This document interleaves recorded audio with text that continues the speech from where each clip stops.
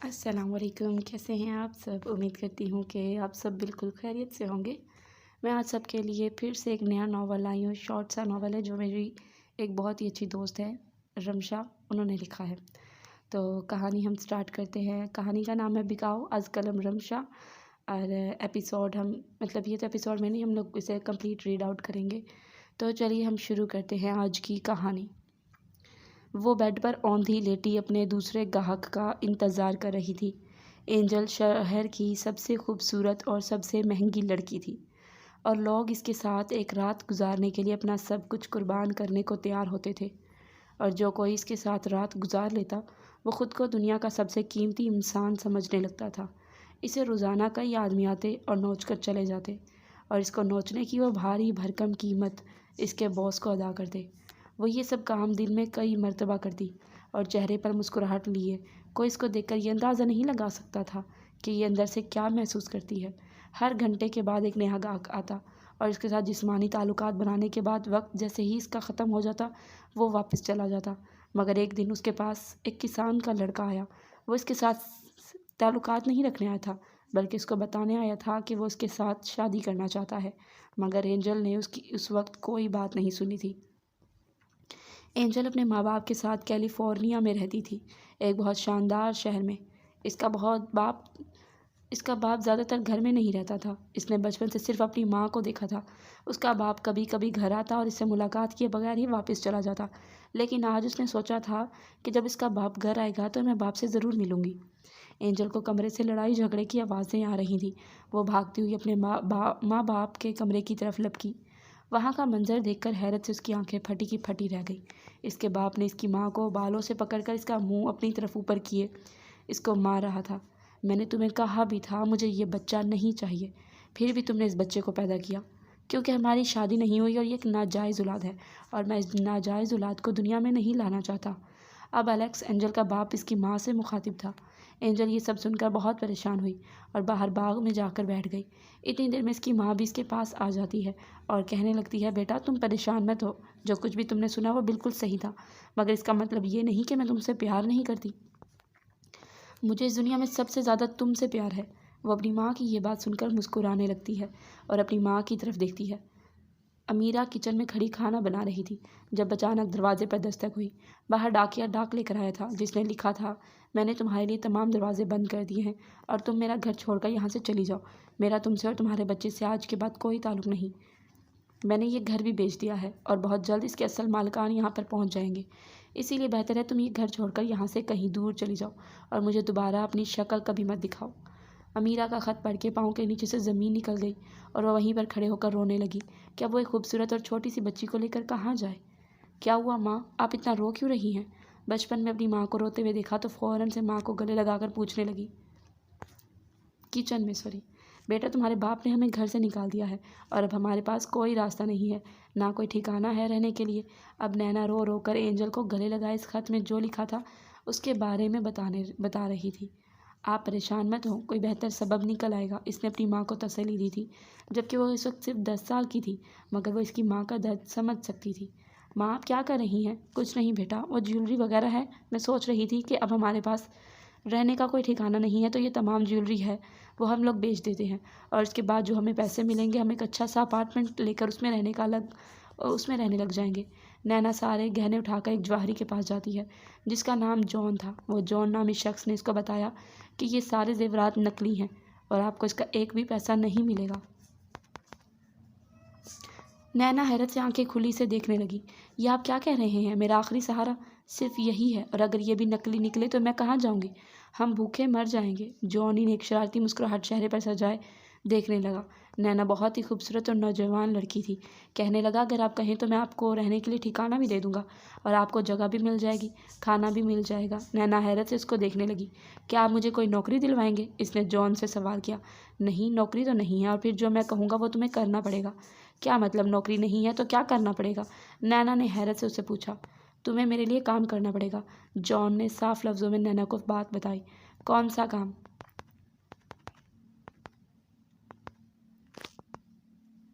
कौन सा काम? नैना ने सवाल किया। जैसा मैं कहूँगा तो मेरे लिए ऐसा करना पड़ेगा। यहाँ ऊपर होटल में जितने लोग आएंगे तुम्हें इनको खुश करना पड़ेगा। मेरी दुकान के ऊपर मेरा होटल है और यहाँ पर जितने भी लोग आएंगे तुम इनको खुश करके भेजो और इसके बदले में तुम्हें रहने को जगह और खाने को भी मिलेगा। इस तरह तुम्हें और तुम्हारी इस खूबसूरत सी बेटी को रहने को एक महफूज साथ मिल जाएगा। नैना ने इस वक्त इसको मुनासिब समझा और वो इस सब के लिए तैयार हो गई। रोज़ाना नत नए आदमी आते और नैना को अपनी हवस का निशाना बनाते और फिर चले जाते। इसकी कीमत जॉन लेता था और बदले में सिर्फ इनको रहने को अच्छा और खाना दिया जाता था। फिर एक दिन नैना की तबीयत काफ़ी ख़राब हो गई और तबीयत के ख़राब होने के बाद इसकी मौत वाक़या हो गई। अब जॉन के पास बच्ची थी और अब बिल्कुल तनहा छोटी सी बच्ची थी, मगर जॉन ने इसको भी न बख्शा। वो शहर की सबसे महंगी लड़की बन गई और लोग कुरंदाजी की सूरत में पर्चियाँ डालते और अपनी पर्ची निकलने पर सबसे ज़्यादा खुश नसीब खुद को समझने लगते। माइकल एक किसान था और बेहद मेहनती था। वो ज़्यादातर अपना ध्यान सिर्फ काम में ही लगाता था और वो सारे काम अकेले ही करता था। वो एक बहुत समझदार लड़का था और इसको इर्द गिर्द के लोगों से कोई सरोकार नहीं था। वो रोज़ाना चर्च जाकर अपने गॉड से कुछ ना कुछ मांगता। आज सुबह माइकल सारा काम ख़त्म करके चर्च आ गया और जाकर अपने हाथ फैलाए अपने गॉड से अपने जीवन साथी को मांगने लगा। मैंने आपसे बहुत कुछ मांगा और आपने मुझे सब कुछ अदा किया, लेकिन अब मुझे ज़रूरत है एक ऐसे जीवन साथी की जो बहुत ही ज़्यादा मेरे साथ हमदर्दी करे, मुझे प्यार करे और मेरे घर को संभाले। मैं आपसे अपने लिए एक बहुत ही अच्छी और खूबसूरत लड़की को मांगता हूँ। मुझे उम्मीद है कि आप मुझे इससे भी मायूस नहीं करेंगे। माइकल अपने लिए दुआ करता चर्च से बाहर आ गया। माइकल आज अपना सामान बेचने के लिए अपने दोस्त के पास खड़ा था और अचानक उसकी नज़र एंजल पे पड़ती है। इसने जैसे ही एंजल को देखा, पहली नज़र में ही इसको एंजल से मोहब्बत हो गई और वो अपने दोस्त से एंजल के बारे में पूछने लगा। इसके दोस्त ने इसको बताया कि ये शहर की सबसे खूबसूरत पर सबसे महंगी लड़की है, जिसके साथ लोग एक रात बिताने के लिए करोड़ों रुपए खर्च करने को भी तैयार रहते हैं, और जो इसके साथ रात बिताता है वो खुद को सबसे खुशकिस्मत और कीमती समझने लगता है। ये तुम क्या कह रहे हो? क्या ऐसा भी होता है कि लोग खुद को एक लड़की के साथ मुलाकात के बाद खुशकिस्मत समझने लगे? माइकल हैरानी से अपने दोस्त से पूछने लगा। तुम्हें शायद अंदाज़ा नहीं है, लोग इसके पीछे इतने दीवाने और पागल हैं कि वो अपने घर तक को बेचने के लिए तैयार हो जाते हैं अगर इनको ये पता चले कि वो एंजल के साथ एक रात गुजारने वाले हैं। माइकल इसकी बात सुनकर बहुत हैरान हुआ और इसे बहुत बुरा भी लगा, मगर इस बार इसने कोई जवाब नहीं दिया और वो खामोशी से एंजल को इधर उधर घूमता हुआ देखता रहा। दरअसल वो बाज़ार में कुछ ख़रीदने नहीं आई थी, बस अपने दिल को हल्का करने के लिए अपने कुछ साथियों के साथ चक्कर लगा रही थी, क्योंकि ज़्यादातर उसका वक्त महल में ही गुजरता था और उसको महल से बाहर आने की इजाज़त अकेले नहीं होती थी। कहाँ गुम हो गए हो यार? माइकल के दोस्त ने इसको कहा। कहीं नहीं यार, बस वो मैं कुछ सोच रहा था, माइकल ने अपने दोस्त को जवाब दिया। अगर तुम ये सोच रहे हो कि तुम इस लड़की से मुलाकात करोगे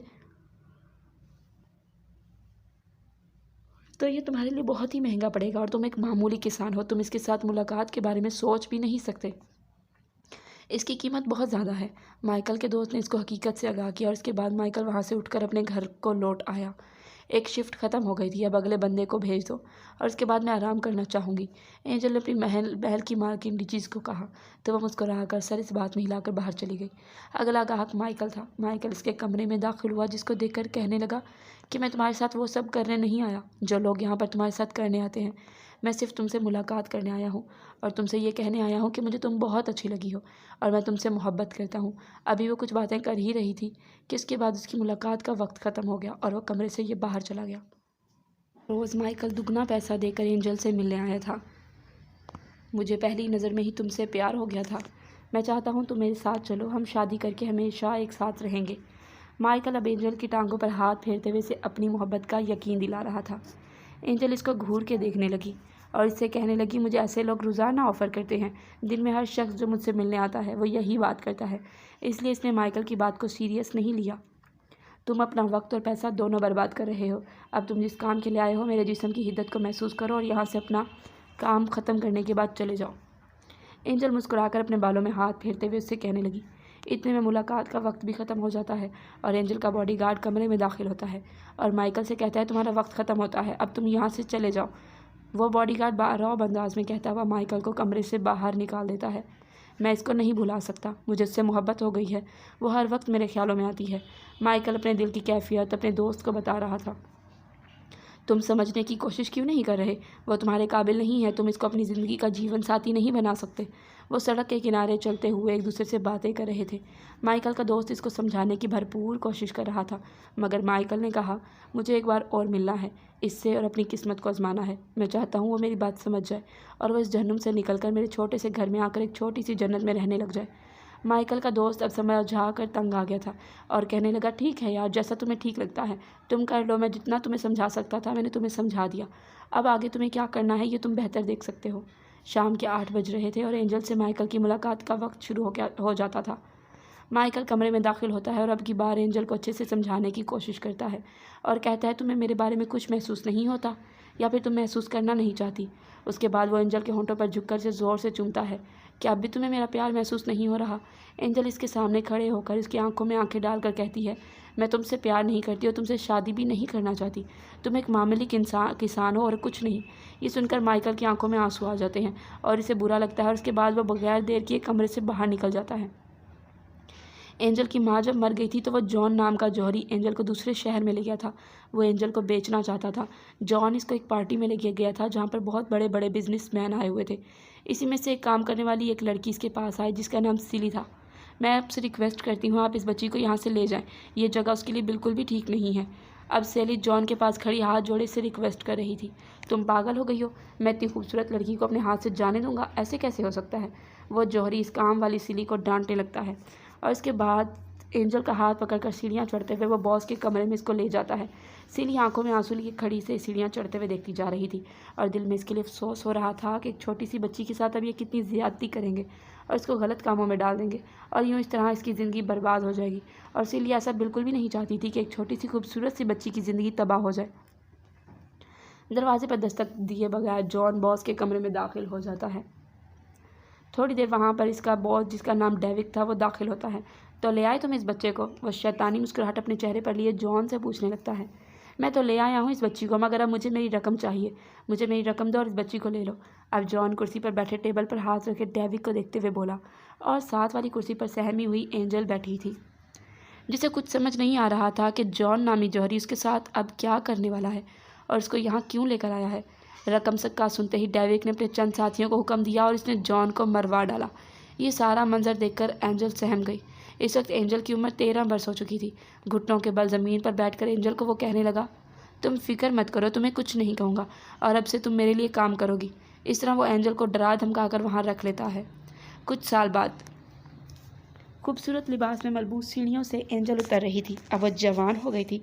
डेविड ने इसे गलत कामों में डाल दिया था और वो एंजल को अपने मफाद के लिए रोज़ाना इस्तेमाल करता था और इसके एवज़ भारी भरकम रकम वसूल करता था। हेलो डेविड, पार्टी तो बहुत शानदार अरेंज करवाई है तुमने। एंजल डेविड के पास खड़ी होती उससे कहने लगी और इसके पास ही इसका बाप एलेक्स खड़ा था। वो एंजल को देखकर पहचानता नहीं है और आज रात एंजल को एलेक्स के साथ गुजारनी थी, मगर एलेक्स नहीं जानता था कि ये उसकी बेटी एंजल है। कमरे का दरवाज़ा खोलकर एलेक्स कमरे में दाखिल होता है और सामने लेटी एंजल को देखता है और अपने जज्बात पर काबू नहीं रख पा रहा था इतनी खूबसूरत लड़की को अपने सामने देखकर। मगर फ़ौरन से ही एंजल बेड से नीचे उतरी और एलेक्स से कहने लगी, क्या आप जानते हैं कि मैं कौन हूँ? एलेक्स हैरानगी से इसको देखने लगा। नहीं, मैं नहीं जानता कि तुम कौन हो और मैं जान भी कैसे सकता हूँ। मैंने सिर्फ तुम्हारे साथ एक रात गुजारने की यहाँ पर रकम अदा की है। अब मैं सिर्फ ये जानता हूँ कि तुम एक बहुत ही खूबसूरत और नौजवान दोशीज़ा हो। इससे पहले कि एलेक्स कोई और अल्फाज इस्तेमाल करता, एंजल ने फ़ौरन से इसे सारी हकीकत से आगाह कर दिया।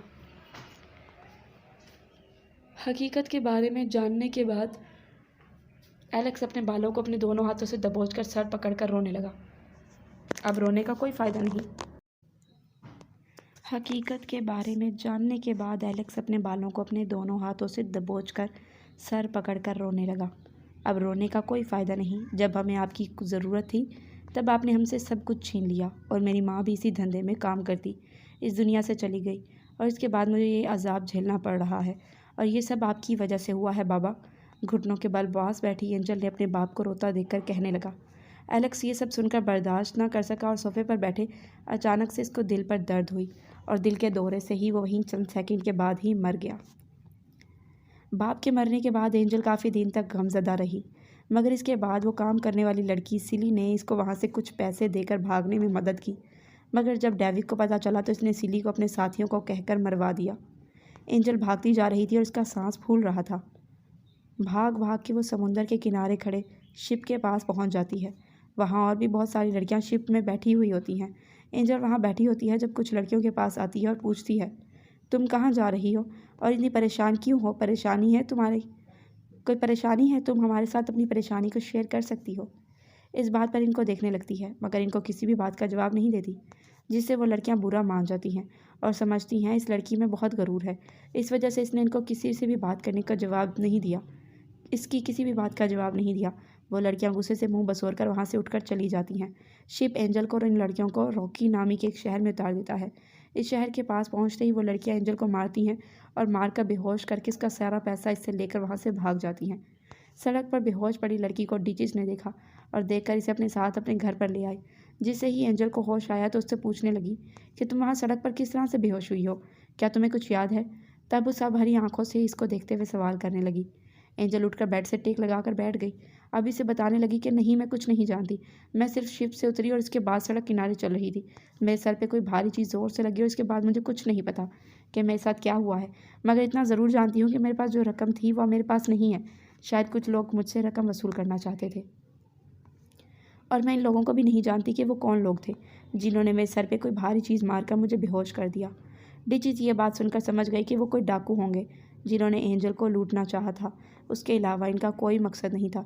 अच्छा, तुम आराम करो, मैं तुम्हारे लिए कुछ खाने को भेजती हूँ। डिचिस इसको आराम का बोलकर कमरे से बाहर निकल गई। अब एंजल बेड से टेक लगाए आंखें बंद करके अपनी माँ के बारे में सोचने लगी कि अगर इसकी माँ जिंदा होती तो इसको यूँ इधर उधर ख्वार ना होना पड़ता।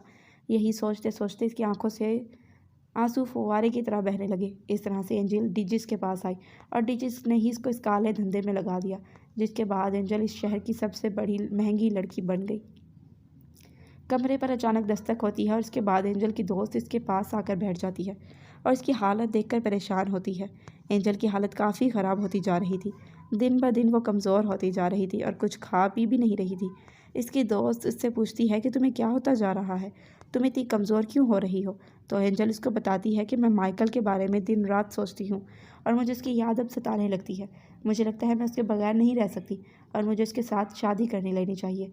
वो पहला शख्स था जो मेरे दिलो दिमाग पर छा गया है। यूँ तो बहुत सारे लोग आते थे और मुझे शादी की ऑफ़र करके चले जाते थे, मगर मैंने कभी इनके बारे में इतना नहीं सोचा जितना मैं माइकल के बारे में सोचे जा रही हूँ। और सोच सोच कर मेरी तबीयत दिन ब दिन बिगड़ती जा रही है। वो बेड पर अपनी दोस्त का मोहब्बत से हाथ पकड़े इसको अपने दिल की सारी कैफियत बता रही थी। एंजल अपनी दोस्त को कहने लगती है कि मैं ये काम छोड़ दूँगी और अब मैंने फ़ैसला कर लिया है कि मैं अपना घर बसाऊँगी इस किसान माइकल के साथ। ये कहकर एंजल कमरे से बाहर निकल जाती है और डिचिस के पास जाती है। वहाँ डिचिस बैठी नाश्ता कर रही होती है। एंजल को अपने पास आता देखकर अपने चेहरे पर मुस्कुराहट सजाकर उसे वेलकम करती है और उसे कहती है, आओ बैठो, तुम भी नाश्ता करो हमारे साथ। एंजल बगैर कुछ और कहे से कहती है कि मैं ये काम छोड़ना चाहती हूँ, पर अब इससे मैं ये काम नहीं करूँगी और जो पैसे मैंने तुम्हारे पास रखवाए हैं मुझे मेरे पैसे वापस कर दो। मैं यहाँ से जाना चाहती हूँ और आज के बाद मैं ये काम नहीं करूँगी। डिचिस ये बात सुनकर अपना कोई रद्द-ए-अमल नहीं देती और अपनी जगह पर बैठते चेहरे पर मुस्कुराहट सजाए उसे कहती है, तुम्हें यहाँ पर अच्छा खाना मिलता है, अच्छा घर है, अच्छे कपड़े पहनने को मिलते हैं, एक अच्छी ज़िंदगी गुजार रही हो। यहाँ से बाहर जाओगी तो क्या करोगी? मैं कुछ नहीं जानती, जो भी होगा देखी जाएगी, मगर मुझे इस वक्त मुझसे मेरे सिर्फ पैसे चाहिए। मेरे पैसे वापस कर दो, मैं यहाँ से जाना चाहती हूँ और ये काम आगे नहीं करना चाहती। इस वक्त बस मुझे यही पता है आगे क्या होगा। आगे क्या होगा तब देखी जाएगी। एंजल गुस्से से घुराते हुए बोली। एंजल की हठधर्मी देखकर डिचिस गुस्से में आ जाती है और अपनी जगह से खड़े होकर उसे गुस्से से घूरने लगती है और अपने बॉडीगार्ड को आवाज़ देती है, जैक, इस लड़की को यहाँ से ले जाओ और जाकर अच्छे से सबक सिखाओ ताकि दोबारा मेरे हुक्म अदूली करने की ये कोशिश भी ना करे। जैक आता है और उसको बालों से पकड़कर घसीटता हुआ कमरे से बाहर ले जाता है और इसको इतना मारता है कि वो मार मार कर इसको हिलने के काबिल भी नहीं छोड़ता। इसी रात माइकल को एक ख्वाब आता है जिसमें वो देखता है एंजल किसी मुसीबत में है और माइकल घबरा कर उठ बैठता है और अपने चेहरे पर दोनों हाथ फेरने लगता है और सोचता है ज़रूर एंजल किसी मुसीबत में है, मुझे इसको बचाना चाहिए। अगले ही रोज़ सुबह सुबह माइकल महल के बाहर पहुंच जाता है और जाकर डिचिस से कहता है कि तुमने इसकी जो हालत की है उसके बाद मैं इसको यहाँ नहीं रहने दूंगा और मैं अब इसको यहाँ से लेकर जा रहा हूँ। एंजल ने मेरे बहुत सारे कर्जे उतारने हैं, इसके सर पर मेरे बहुत से कर्ज हैं, तो पहले ये मेरा कर्ज उतार ले, उसके बाद ही यहाँ से जा सकती है, डिचीज़ ने पुरसकून अंदाज में कुर्सी पर बैठते हुए कहा। माइकल ने इसके कर्ज की रकम से 3 गुना ज़्यादा रकम इसको अदा कर दी। अब वो एंजल का हाथ थामे महल से बाहर निकल गया था और इसको अपने फार्म हाउस पर ले जाता है। फार्म हाउस पर जाने के बाद वो अपनी माँ की अंगूठी एंजल को पहनाता है और उसको कहता है कि ये मेरे प्यार का सबसे पहला तोहफा है। मार की वजह से एंजल की हालत काफ़ी ख़राब होती है। तुमने डिचीज़ को बहुत ज़्यादा पैसे दे दिए हैं। मैं जैसे ही ठीक हो जाऊंगी तुम्हारे सारे पैसे तुम्हें वापस लौटा दूंगी। एंजल बेड पर सीधा लेटी खुद पर कंबल ओढ़े मरी मरी आवाज़ से कहने लगी, मुझे पैसों की कोई परवाह नहीं है। मैं तुम्हें इस जहन्नुम से निकाल कर ले आया हूँ, मेरे लिए यही काफ़ी है। वो बेड के सामने पड़ी पुरानी सी हालत की कुर्सी पर बैठे हुए बहुत इत्मीनान से उससे कहने लगा, नहीं, मैं तुम्हारे सारे पैसे वापस कर दूंगी और मुझे तुमसे शादी नहीं करनी, क्योंकि मैं शादी करके किसी की गुलाम नहीं बनना चाहती। अब एंजल उठकर बैठ जाती है और अपने हाथों को देखते हुए कह रही होती है। एंजल की यह बात सुनकर माइकल खिलखिलाकर हंसा और कहने लगा, शादी करना कोई गुलामी नहीं होती। इसके बाद वो एंजल को कुछ कपड़े देता है, जिसे देखकर एंजल बहुत हैरान होती है कि ये तुम्हारी वाइफ के कपड़े हैं। एंजल कपड़ों को हाथ में पकड़कर उससे कहने लगती है, नहीं, ये मेरी बहन के हैं और 1 साल पहले इसकी मौत हो गई थी। अब यहाँ मैं और इसका शौहर पॉल रहता है, लेकिन इस वक्त पॉल दूसरे शहर में होता है। वो कुर्सी पर पुरसकून अंदाज में बैठा इसके चेहरे की तरफ देखते हुए बोल रहा था। इसी दौरान एंजल उठने की कोशिश करती है, मगर हालत ख़राब होने की वजह से वो गिर जाती है। माइकल इसको अपनी बाहों में थामते उठाकर बेड पर दोबारा लेटा देता है। इसी तरह माइकल इसका बहुत ख्याल रखता है और 3 हफ्ते गुजर जाते हैं और अब एंजल ठीक होने लगती है। और एक रात माइकल रात को काम से फारिग होकर घर आता है और एंजल इससे कहने लगी है, मेरे पास आओ और इधर आकर बैठो, अब कर्ज चुकाने का वक्त आ गया है। वो कहते बेड पर सीधी लेट जाती है और उसको एंटरटेनमेंट होने का कहती है। नहीं, मैं तुम्हारे साथ ऐसा तब तक नहीं करूँगा जब तक तुम्हें खुद मेरे बारे में एहसास नहीं होगा, तब तक मैं तुम्हारे करीब भी नहीं आऊँगा। फिर दोनों और बहुत सी बातों में मसरूफ़ हो जाते हैं। एंजल बालों में हाथ फेरते हुए इसको बताती है, जब वो छोटी थी तो उसकी माँ गॉड से बहुत दुआएं करती थी और इसके बाद भी इनको जहन्नुम जैसी ज़िंदगी मिली, इसीलिए मुझे गॉड पर यकीन नहीं। अगली सुबह उठकर माइकल अपने फार्म में जाता है और एंजल भी इसके पीछे जाने लगती है और कहती है, मैं तुम्हारी बीवी वाला काम तो नहीं कर सकती, मगर जब तक यहाँ हूँ तुम्हारे साथ काम करवा दूँगी। माइकल मुस्कुराकर एंजल को देखता है और उसको अपने साथ काम करने की इजाज़त दे देता है। इसके बाद वो इसको काफ़ी काम सिखा देता है, जैसे मुर्गी पालना और अंडे निकलवाना और मछली पकड़ना, और इसके साथ साथ और भी बहुत से काम सिखा देता है। एक रात माइकल इसके कमरे में आता है, उठो एंजल, जल्दी उठो, हमें कहीं जाना है। वो हड़बड़ाकर उठकर बैठ जाती है और उसे कहने लगती है, थोड़ी देर बाद तो सुबह होने वाली है और इस वक्त तुम मुझे कहाँ लेकर जाओगे। इसके बाद वो इसका हाथ पकड़े जंगल से गुजरता हुआ इसको एक पहाड़ी के पास लेकर जाता है और इसके सामने सनराइजेस दिखाने लगता है। अब माइकल इसके कंधे पर हाथ रखकर कहता है, मैं तुम्हें ऐसे ही ज़िंदगी देना चाहता हूँ जिसमें बहुत सारे रंग हो। ये बात सुनकर एंजल माइकल को मुस्कुराकर कहती है, अगर तुम मेरी ज़िंदगी का आधा सच भी जान लो तो मुझसे नफरत करने लगोगी। माइकल भी मुस्कुराकर इसे देखने लगता है और इसका हाथ अपने हाथों में थामता हुआ कहता है, वो ज़िंदगी तुमने नहीं चुनी थी अपने लिए, मगर अब जो ज़िंदगी है उसका फ़ैसला तुम खुद करोगी। एंजल इसकी बात सुनकर अपना सर झुका गई और कहने लगी, मैं तो ये भी नहीं जानती कि मैं यहाँ पर क्यों हूँ, क्योंकि तुम मुझे अपनी देवी तो मानते हो मगर मेरे करीब नहीं बीवी तो मानते हो मगर मेरे करीब नहीं आते। माइकल सर झुकाए इसके हाथों को देखते हुए कहता है, मैं सिर्फ सही वक्त का इंतज़ार कर रहा था, जब तुम्हें खुद एहसास होगा तभी मैं तुम्हारे करीब आऊँगा। ये कहने के बाद वो एंजल के होंठों को चूमता है और उसके बाद वो एंजल का हाथ थामे घर की तरफ जाने लगता है। घर आते ही वो अपने जज्बात पर काबू नहीं रख पाते और दोनों एक दूसरे को सुकून देने के लिए एक दूसरे के वजूद की गर्मी को महसूस करने लगते हैं। इस दौरान दोनों को एक दूसरे में समा कर बहुत अच्छा लगा। वो दोनों इस पल को बहुत इंजॉय करते हैं। अगले दिन पॉल घर वापस आ जाता है। माइकल इससे बहुत गर्मजोशी से मिलता है और इसे ज़ोर से गले लगाता है। पॉल अपने काम के सिलसिले में दूसरे शहर गया हुआ था। कैसे हो, वक्त कैसा गुजरा? माइकल पॉल से मुस्कुराकर पूछ रहा था। बहुत अच्छा रहा मेरा काम। अब वो चेहरे पर मुस्कुराहट लिए पॉल को अपने काम के बारे में बता रहा था।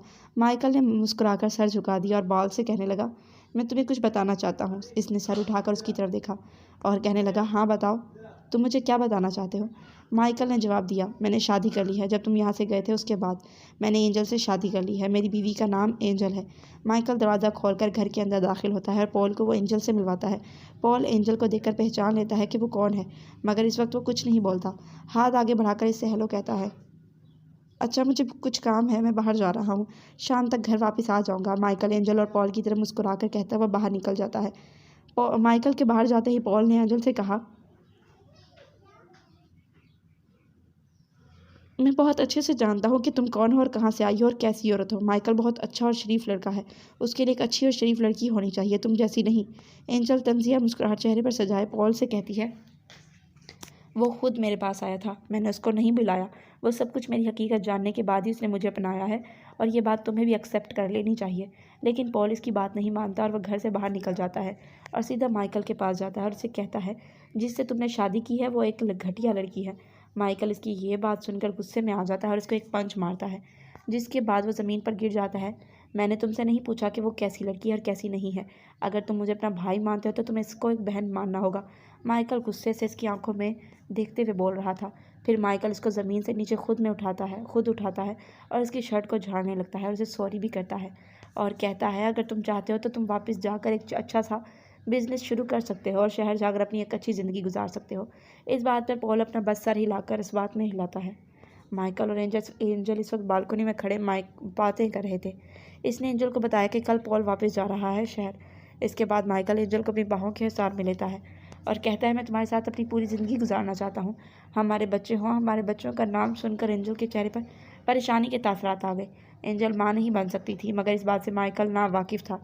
ये सुनकर एंजल अपने माजी के बारे में सोचने लगती है कि जब वो छोटी थी तो उसके साथ जब डेविक ने ज़्यादती की थी तो वो माँ बनने वाली हो गई थी। जब डेविक को ये बात पता चली तो उसने डॉक्टर्स को बुलाकर घर पर इसका अबॉर्शन करवा दिया और उसको ऐसी अदविया दी कि वो दोबारा कभी भी माँ ना बन सके। अगली सुबह जब एंजल सुबह उठी तो इसने फार्म के सारे काम बहुत अच्छे से कर लिए। अब इसको मछलियों के फार्म में भी सारे काम आते थे, क्योंकि वो माइकल की मोहब्बत को समझने लगी थी। एंजल सारे काम ख़त्म करने के बाद एक दीवार के साथ टेक लगाए आंखें मूंदे सोच रही थी कि वो माइकल की बहुत बड़ी गुनहगार है। वो सारे वाक़ये का कसूर खुद को ठहराती थी। थोड़ी देर बाद वहाँ माइकल आ जाता है और इसका हाथ थामे इसको बाहर घुमाने के लिए लेकर चला जाता है। रास्ते पर वो देखते हैं कि एक फैमिली किसी मुश्किल में है और इनकी माँ प्रेग्नेंट है। इनका कोई अपना घर नहीं होता और वो किसी दूसरी जगह रहने के लिए जा रहे थे। ये सब सुनने के बाद माइकल और एंजल इनको अपने घर ले आते हैं। घर लाकर वो इनको खाना देते हैं, जिस पर वो फैमिली इनकी शुक्रगुजार होती है। और इस फैमिली की एक बड़ी बेटी जिसका नाम मरियम था, वो फिर बाहर लॉन में एंजल के साथ बैठी कुछ गवार बातें कर रही थी। जब इसने एंजल से सवाल किया, क्या तुम और माइकल किस तरह से मिले थे और फिर तुम दोनों की ऐसे शादी हुई? एंजल मुस्कुराकर मरियम को देखने लगी और कहने लगी, मेरी हकीकत बहुत तल्ख है, तुम सुनोगी तो हैरान हो जाओगी। मरियम हैरानगी से इसके चेहरे की तरफ देखने लगी और कहती है, ऐसी क्या हकीकत है जो मैं हैरान हो जाऊंगी? एंजल ने अपना सर मुस्कुराकर झुका दिया और इसको अपनी सारी हकीकत बताई। एंजल और मरियम बहुत अच्छी दोस्तें बन जाती हैं। मरियम की माँ के घर एक बेटा पैदा होता है, जिसको देखकर सभी बहुत खुश होते हैं।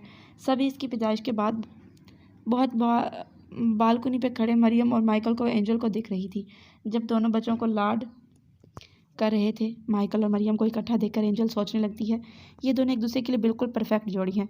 मैं तुम सबको बताना चाहता था कि मैंने पॉल से कुछ जगह खरीद ली है और हम सब सारी फैमिली अब इधर ही आपके घर के पास ही रहेंगे। मरियम के वालिद ने सबको रात के खाने के वक्त बताया। सब ये बात सुनकर बहुत खुश हुए और दोबारा अपना खाना खाने में मसरूफ़ हो गए। अगली सुबह माइकल और एंजल खेतों में काम कर रहे थे। मरियम बहुत खूबसूरत और बहुत अच्छी भी थी।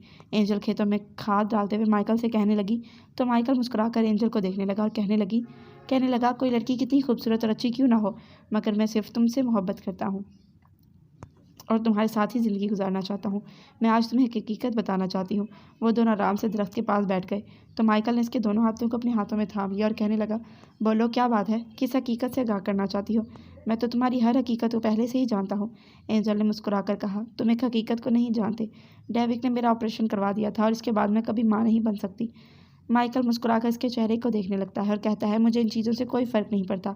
मैं तुमसे जितनी मोहब्बत पहले करता था मगर अब भी करूँगा, मगर हमें कभी ये उम्मीद नहीं छोड़नी चाहिए। गॉड हमें ज़रूर एक न एक दिन औलाद से नवाज देगा।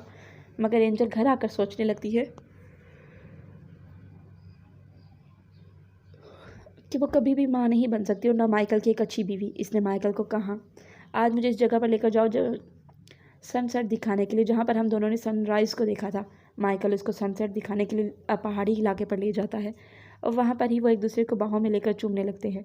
अपने जज्बात पर काबू ना पाते हुए वो वहीं एक दूसरे को अपने अंदर संभाल लेते हैं और पुरसकून होने के बाद दोनों एक दूसरे के चेहरे को देखकर मुस्कुराने लगते हैं। सुबह सुबह के वक्त अभी सब सो रहे थे। घड़ी पर फिर से 6 बज रहे थे। ठीक तरीके से सुबह भी नहीं हुई थी। सर्दी ज़्यादा होने की वजह से सूरज ने भी आंखें नहीं खोली थी। इनसे अपने साथ कुछ सामान बांधे कमरे से बाहर आती है एंजल। अपने साथ कुछ सामान बांधे कमरे से बाहर आती है और आकर एक लेटर मेज़ पर रखती है और साथ ही इसकी माइकल की अंगूठी जो इसने इनको दी थी। वो चंद सामान अपने साथ रखकर वहाँ से एक आदमी के साथ बिग्गी में बैठकर चली जाती है। ये टेबल पर ख़त किसका हो सकता है? मरियम खुद में बड़बड़ाती हुई बोलने लगती है। मरियम और माइकल की खूबसूरत जोड़ी बन सकती है और तुम दोनों एक खूबसूरत जोड़ी बन सकते हो और तुम दोनों खुशगवार ज़िंदगी गुजार सकते हो। ये ख़त पढ़कर फ़ौरन माइकल के पास जाती है और उसे कहती है तुम्हें उसको रोकना चाहिए। मरियम की बात सुनकर माइकल अपनी जगह पर इत्मीनान से बैठा रहा और मरियम से कहने लगा, देखो मरियम, मैंने इसके लिए बहुत कुछ किया मगर वो ना रुकी। इस बार मैं इसको नहीं रोकूंगा। ये उसकी ज़िंदगी है, जैसे चाहे जी सकती है। क्या मुझे इस होटल में एक कुक की नौकरी दे सकते हैं?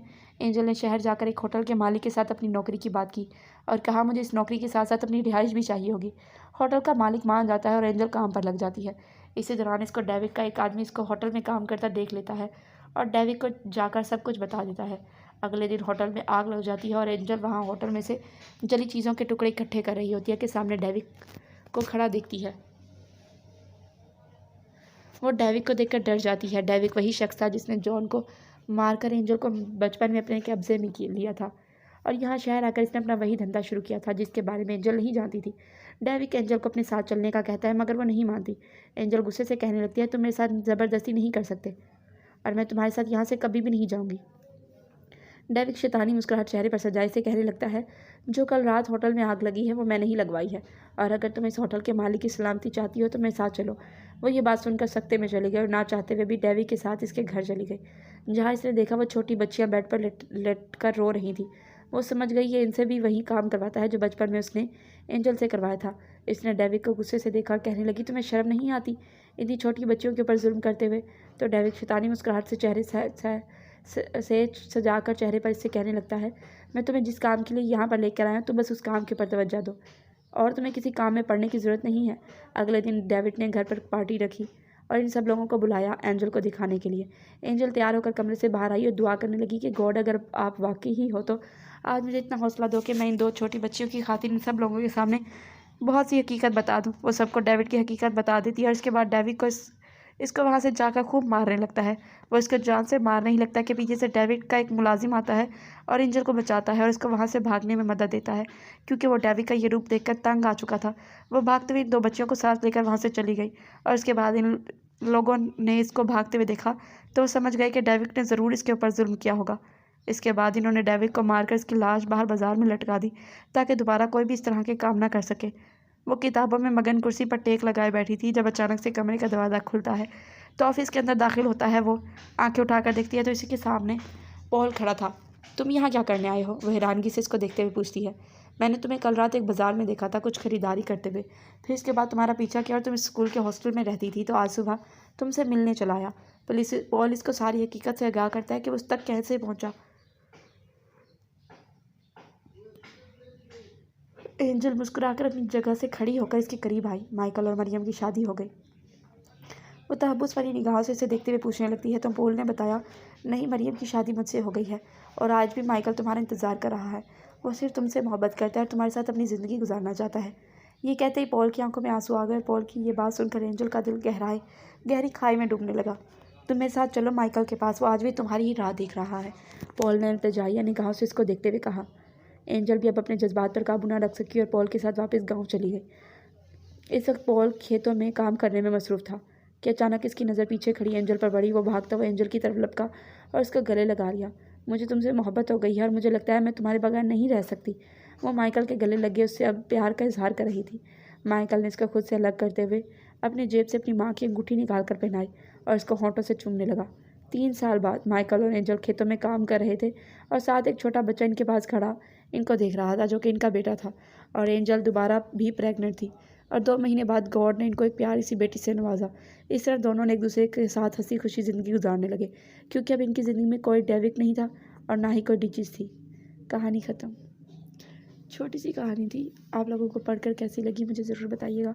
फिर मिलते हैं आप लोगों से नेक्स्ट वीडियो में। अल्लाह हाफिज़। अपनी राय कमेंट सेक्शन में ज़रूर दीजिएगा कि इस तरह की कहानियाँ लिखी जानी चाहिए कि नहीं।